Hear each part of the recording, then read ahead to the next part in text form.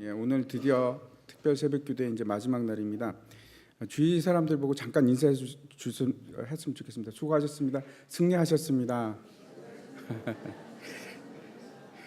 제가 이제 인사를 하라고 하면서 항상 느끼는 것인데 거의 대부분이 형식적으로 하십니다.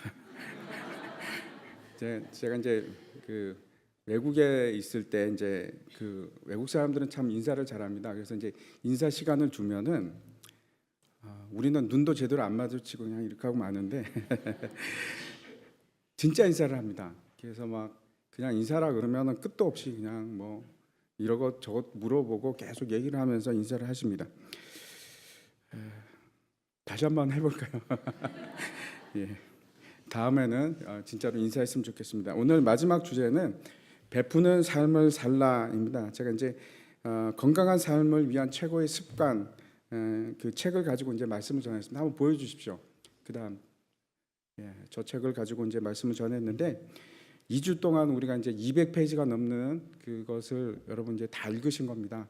그런데 한번 또 다음에라도 이게 이제 한 번 더 읽으셨으면 가지고 계신 분들은 한 번 더 읽었으면 좋겠습니다. 그래서 우리가 이 건강한 삶을 체질화 시켰으면 좋겠습니다. 여러분 아십니까? 여러분 2주 동안에 여러분의 얼굴이 변한 거 아십니까? 변하셨습니다. 2주 동안 여러분이 새벽 기도를 통해서 경건의 훈련을 하셨고 말씀을 통해서 여러분의 체질이 변화되기 시작한 겁니다. 믿으시기 바랍니다. 이 책에 나온 얘기를 제가 하나 소개해 드리려고 합니다. 그 미국 캔사스 시티에 있는 일인데 그 비밀 산타라고 하는 사람이 그 다음 장 한번 넘겨주십시오. 그 유명한 사람입니다. 이분이 20년 넘게 어려운 사람들을 도왔습니다. 어떻게 도왔냐면 뭐 별일은 아니고 이제 $100짜리 지폐를 계속 이렇게 나눠주는 겁니다. 많이 할 때는 뭐 한 번에 4만 불까지 그렇게 나눠줬다고 합니다. 그래서 이 사람의 정체가 도대체 누군가 사람들이 많이 궁금해했는데 알고 보니까 레리 스튜어트라는 백만 장자였습니다. 돈이 많은 사람인데 지금은 이제 암으로 세상을 뜨셨습니다. 어떻게 해서 이 사람이 이런 그 선한 일을 하게 되었는가? 그 이유가 이제 1971년에 이분이 이제 세일즈맨이었는데 막다른 곳에 이르렀습니다. 실직하고 더 이상 아무런 희망이 없고 집도 없고 차 안에서 잠을 자고 그런 상태였는데 마음씨 좋은 이제 주인 아저씨가 이분한테 $20를 줬습니다. $20를 주면서 아침 먹고 이제 그 기름을 채워서 다른 동네로 가보라 이렇게 이제 돈을 준 겁니다. 지금으로 치면 한 뭐 2만 원 정도 넘는 돈이지만 $20면 뭐 1971년에는 꽤 큰 돈이었으리라고 생각합니다. 이 사람이 그 빈털터리 신세에서 이제 그 돈을 가지고 다시 재기를 합니다. 많지 않은 돈이었지만 용기를 가지고 재기를 하는 거죠. 그리고 난 이제 크리스마스 날 어느 날 이제 식당에서 한 여종업원을 보고 이제 측은한 마음이 들어서 팁을 20불을 줬습니다. 그랬더니 그 여종업원이 하는 말이 눈물을 이제 글썽글썽하면서 저 사람한테 당신이 이 돈이 얼마나 나한테 큰 의미가 있는지를 모를 겁니다. 그러면서 이제 막 눈물을 흘리는 겁니다.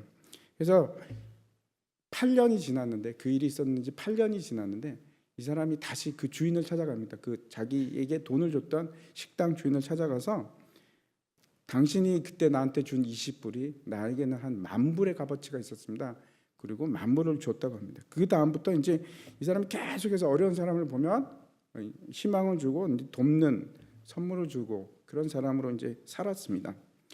베푸는 삶을 산다는 것은 기본이 있습니다. 기본이 뭐냐면 내가 그런 베품을 당했기 때문에 빚을 졌기 때문에 그 일을 하는 겁니다.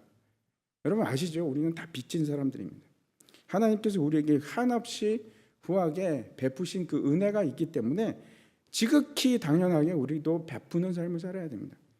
디모데 전서 말씀을 한번 보시겠습니다.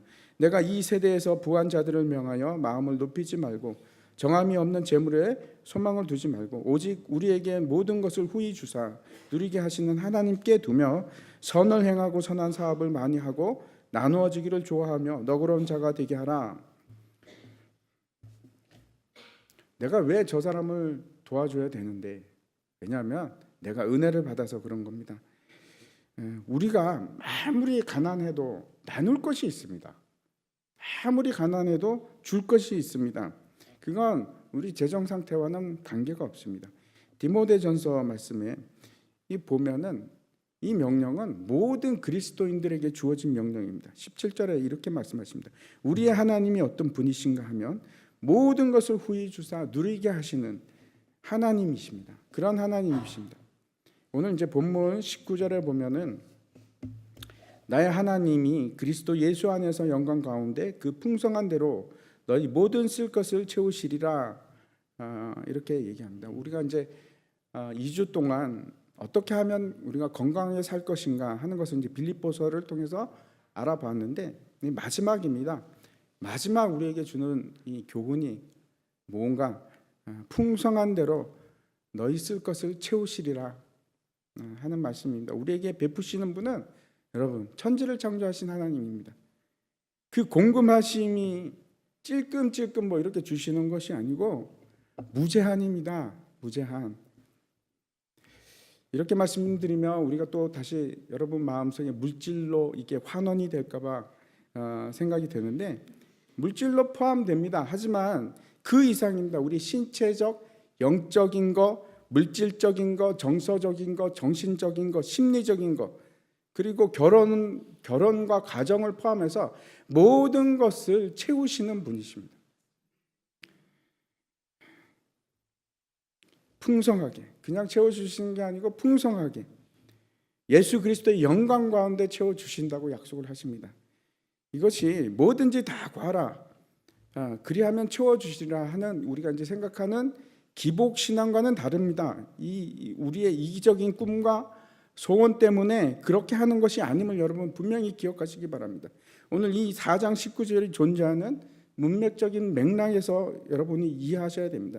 이것은 아무런 전제가 없는 그냥 약속이 없는 하나님이 그냥 주시는 것이 아니고 하나님의 뜻 가운데 있을 때 이런 놀라운 축복을 누릴 수가 있습니다.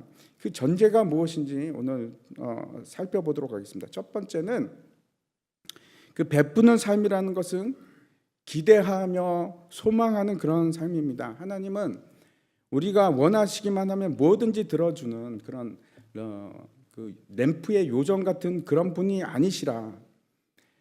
또 다른 극단으로 말씀드리면 어떤 사람들은 우리 하나님에 대해서 아무런 기대를 하지 않고 살아갑니다. 관심이 없습니다. 하나님이 내 기대를 들어준다는 것조차 관심을 안 가지고 살아갑니다. 그런데 19절에 보면 풍성한 대로 우리를 채워주시리라고 말씀합니다. 근데 이 구절은 6절을 빼고는 우리가 생각할 수가 없습니다. 다시 6절 한번 보면 아무것도 염려하지 말고 오직 모든 일에 기도와 간구로 너희 구할 것을 감사함으로 하나님께 아뢰라. 하나님께서 우리에게 분명히 응답을 해주시는 것을 알고 있기 때문에 그것이 근심이 아니고 평안을 주시는 것이기 때문에 우리가 그 하나님의 약속 안에 거하는 겁니다. 문제는 우리가 기도는 하는데 믿지를 못하는 데 있는 겁니다.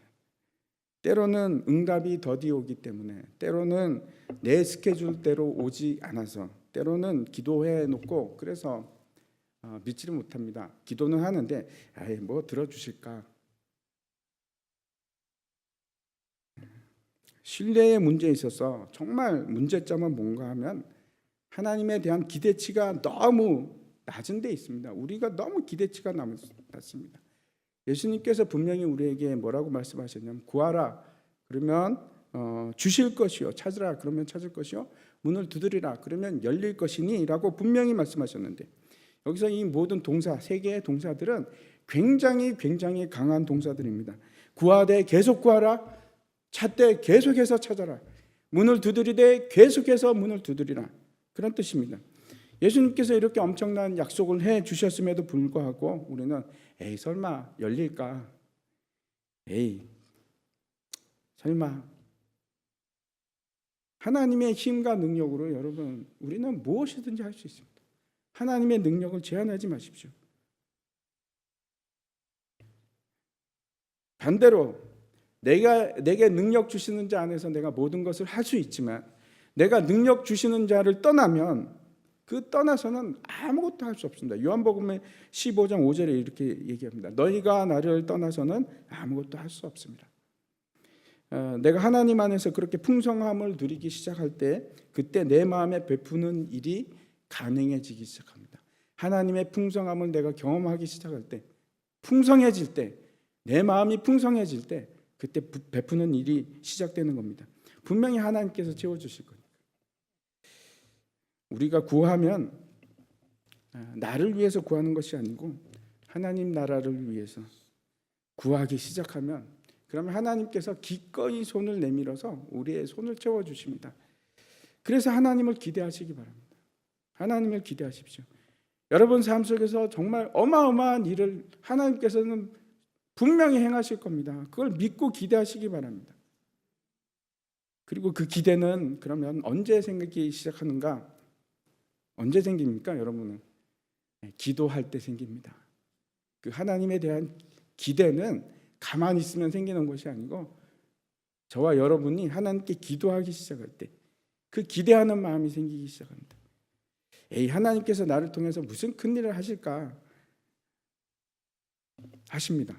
기대하고 소망하는 자에게 반드시 크고 놀라운 일을 행하실 겁니다. 에레미야서에서 이렇게 얘기합니다. 너는 내게 부르짖으라 내가 내게 응답하겠고 내가 알지 못하는 크고 은밀한 일을 내게 보이리라. 두 번째, 베푸는 삶은 자족하면서 산다는 뜻입니다. 앞에서 우리가 자족하는 것에 대해서 어저께 이제 생각해 봤는데 세상에서 이제 자급자족하면 도움이 없이 혼자서 필요한 것을 다 해결하는 것을 말합니다. 그런데 우리는 그렇지 않습니다. 자족이라는 것이 사도 바울이 내가 자족하는 것을 배웠다 할 때 그 자족함은 내 자신한테 있는 것이 아니고 그리스도께 있습니다. 그리스도께. 12절을 한번 보시기 바랍니다. 12절에 보면은 나는 비천에 처할 줄도 알고 풍부에 처할 줄도 알아. 모든 일 곧 배부름과 배고픔과 풍부와 궁핍에도 처할 줄 아는 일체의 비결을 배웠노라.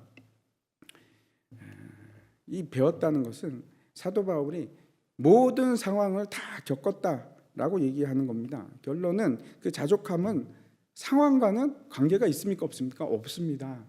자족하는 것은 상황과 전혀 관계가 없습니다. 행복해지기 위해서 필요한 것은 외부의 도움이 아니고 그 속에 무한한 자원을 주시는 예수 그리스도가 나에게만 있으면, 공급자가 내게 있으면 그러면은 다 자족이 되는 겁니다.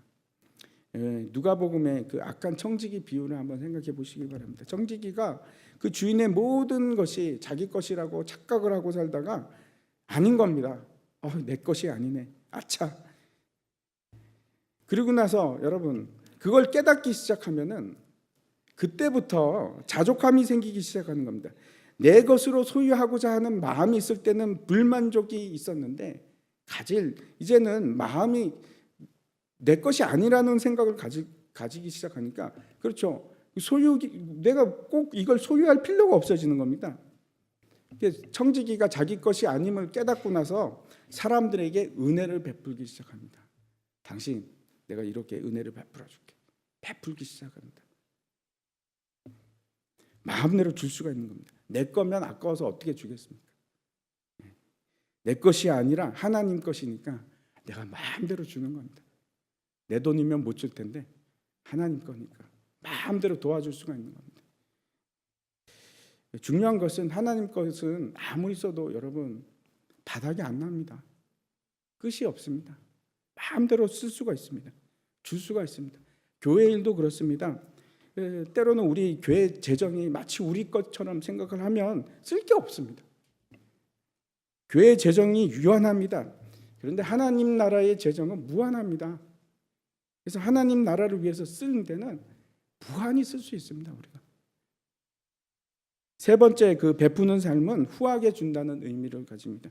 하나님께서 풍성하게 채우신다 하는 것은 결국 우리가 베품에 인색할 이유가 전혀 없다, 그런 뜻입니다.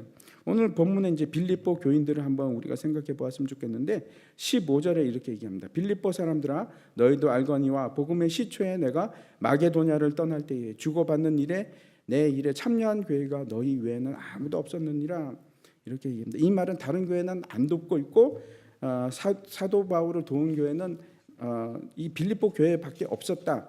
너희에는 아무 교회가 없었다 이런 얘기가 아니고 그 이야기가 고린도 후서에 잘 나오는데 빌립보 교회 사람들이 그렇죠. 다 잘 사는 사람이 아니고 궁핍한 사람들입니다.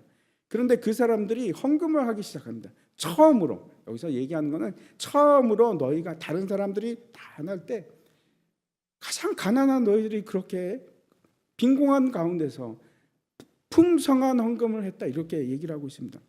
지금 교인들이 빌립보 교인들이 막 움켜쥐고 살았던 것이 아니고 선물을 후하게 그냥 쌓아놓고 바울에게 보낼 기회만 지금 기다리고 있는 모습입니다. 바울이 이렇게 베푸는 것이 왜 중요한가 말씀하는데 18절에 이렇게 얘기합니다. 내게는 모든 것이 있고 더 풍부한지라 에바브로 디도 편에 너희가 준 것을 받았으므로 내가 풍족하니 이는 받으실 만한 향기로운 제물이요 하나님을 기쁘시게 하는 것이라. 향기로운 제물이요 하나님을 기쁘시게 하는 것이라고 얘기를 합니다. 이 돕는 일이 우리가 헌금을 하는 것은 왜 이것이 하나님 앞에 중요한가? 헌금이 하나님 앞에 향기로운 제물이 되기 때문에 하나님을 기쁘시게 하는 것이 왜 그런가? 수학의 법칙 때문에 그렇습니다. 한 알이 밀알이 떨어져서 땅에 죽지 아니하면 열매가 맺히지 않습니다. 누군가 헌신하지 않으면 열매가 없습니다. 일이 될 수가 없습니다. 심는 자가 있어야지 거두는 자가 있는 겁니다. 그렇게 하나님께 자신을 헌신하는 사람들에 대한 얘기를 하고 있는 겁니다. 그 또 다른 베품의 원리가 17절에 나옵니다. 내가 선물을 구함이 아니오 오직 너에게 유익하도록 풍성한 열매를 구함이라. 베품을 하기 시작했을 때 가장 유익을 받는 사람이 누군가? 사실은 주는 사람입니다. 그 베푸는 것이 땅에서 필요한 사람에게 복이 되죠. 그리고 그것이 또 하나님께 영광이 되죠. 그런데 하나님께서 결단코 그 일을 잊지 않으십니다. 그리고 하늘의 통장에 분명히 상급으로 쌓아두겠다고 약속해 주십니다. 그 헌신을 잊지를 않으십니다. 갈라디아서 6장입니다. 우리가 선을 행하되 낙심하지 말지니 포기하지 아니하면 때가 이르매 거두리라. 네, 오늘 이제 이것으로 말씀을 마치려고 합니다. 우리가 얼마나 청지기의 사명을 잘 알고 순종하고 있는가. 내 모든 삶에 그의 나라와 그 일을 두시기 바랍니다. 그러면 하나님께서 분명히 책임을 지십니다. 우리의 삶을 책임져 주시고 우리의 건강을 책임져 주십니다. 그 건강한 삶을 위해서 이 빌립보서를 통한 우리의 마지막 배움이 이겁니다. 베푸는 삶을 살아라. 건강해지는 비결입니다. 오늘 이 시간에도 우리가 먼저 함께 통성으로 먼저 기도했으면 좋겠습니다.